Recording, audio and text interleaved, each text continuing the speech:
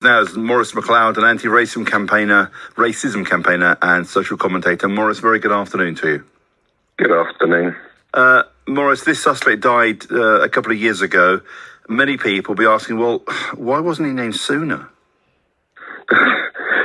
Exactly. I mean, it's a cliche, but justice delayed is justice denied. I mean, for this to come out all of these years after, and only after this guy has died, it feels sort of sadly typical. It feels like symbolic of what's happened all the way along this case, with everything dragging itself out. Unfortunately, too many mistakes were made in the initial investigations at Scotland Yard, and it seems we are continuing to see the impact of those wrongful decisions 30 years on. It's just got worse and worse. Yeah, I mean, the McPherson report all those years ago, 24 years ago, whatever it was, found how, sort of spelt out exactly how badly this investigation had been run and why it was run so badly, because all the inbuilt prejudices, all the corruption, the racism, all of that stuff that was identified within the police force at the time, and sadly, and yet, despite having identified, despite pointing it out, we're still all these years later going, and by the way, we've just sort of realised that this guy was also involved. This guy was also involved in this hideous murder, as you say, but certainly the most famous racist murder in this country's history.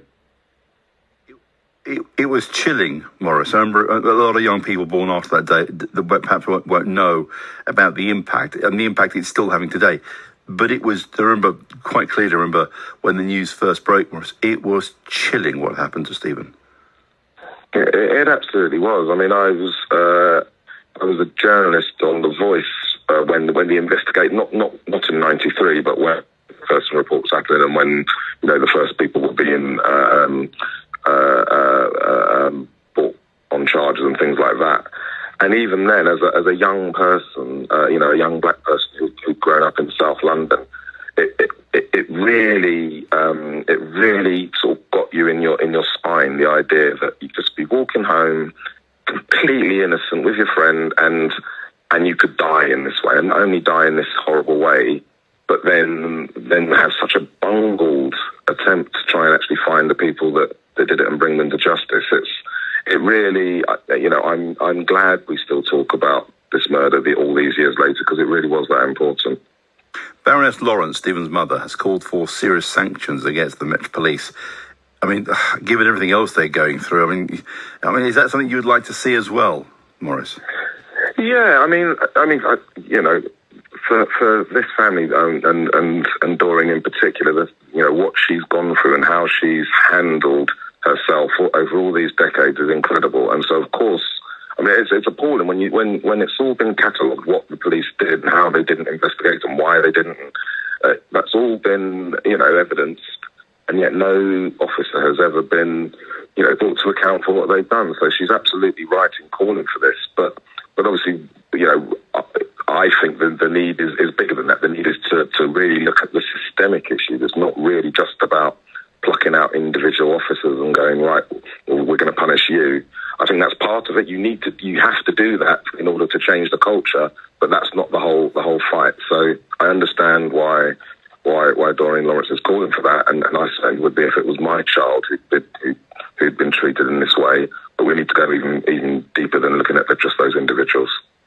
Well, I was going to ask you, when Stephen was murdered in that horrendous way, I wasn't working in radio at the time. I was working in London. I remember listening to the news story as it broke.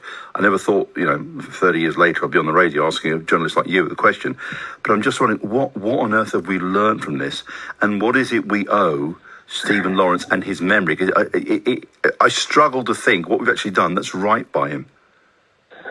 Yeah, I mean, I try to not be a pessimist and try to think, okay, so what good has come? And the good that has come is that, that we would not even be having these honest conversations about how deeply entrenched these problems are with the police. If it hadn't been for the aftermath of that murder. Are things any better? Is the relationship between black communities in the police any better all these years later? I think you'd be hard pressed to say that it is. If there was a murder today of a similar kind, would the police repeat some of the problems? I sadly think they would. I really do, and I don't take any joy in saying that. So I guess how we honour Stephen's memory and the memories of all sort of victims of sort of race attacks over the years is by being really determined to learn the lessons and make the changes, and rather than the sort of window dressing type stuff that we do at the moment. We always have to have hope, Maurice. That's the only thing we can really cling on to in this life. Is there hope that, hopefully this will never happen again, but unfortunately there have been other episodes since then.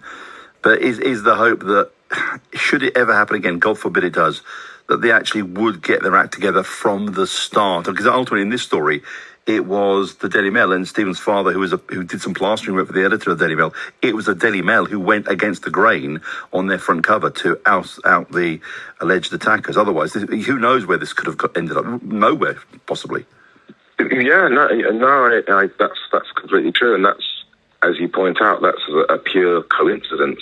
Most victims of this sort of stuff don't happen to have connections to a major national newspaper editor. So, I do think things are different now. I think we're more aware. I think that I think that there would be more pressure on the police to do the right thing earlier. I think that because of what's happened all the way along the lines, I think the police would know, for instance, that they would be under scrutiny, and as they should be. And hopefully, what would happen is what we all want is that, when terrible things happen, the people that we rely on to find us justice are focused on doing that and aren't being distracted by any other biases. That's what we want. We want fair policing. Maurice, thank you. Maurice McLeod, anti-racism campaigner and social commentator.